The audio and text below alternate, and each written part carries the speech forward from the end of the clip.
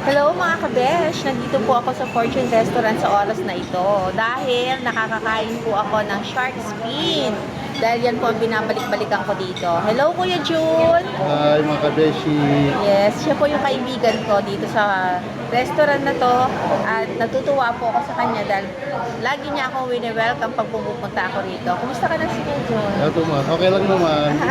O diba, matagal ko na po siyang kaibigan at syempre, pinapakilala ko siya sa inyo para pag pumunta kayo rito, siya po ang mag-e-entertain sa inyo. Kabeshi, order po nila. Ito na po ang favorite ko. Shark fin.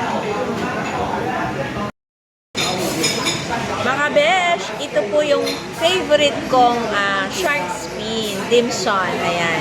Kuya, saan, ano ang laman ng dim sum? Ito, laman niya po ay may shrimp, saka may konting, basta shrimp saka seafood po.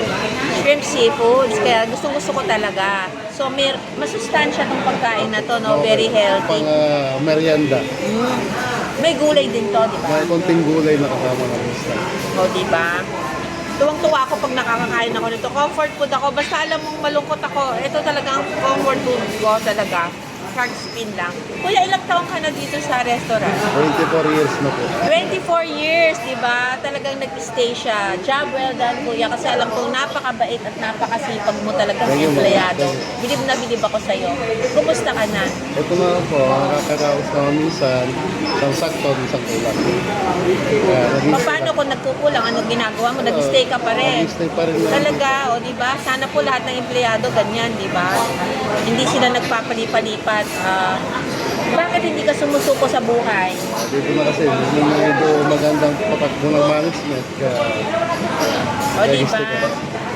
Ang saya-saya pagka siya yung sumasalubong sa'yo, di ba? Kahit na may kulang or ganito lang ang sweldo niya, pero nakikita mo sa kanyang masayang-masaya siya sa trabaho niya, di ba? Yes. Kuya, bilib na bilib ako sa inyo na mga empleyadong ganito, kahit alam mong talagang hindi sapat, pero yung ibinibigay niyong trabaho, sobra-sobra para sa restaurant na to. Kaya naman kami mga nag-o-order, balik lang kami ng balik dahil sa magandang pakikitungo ninyo.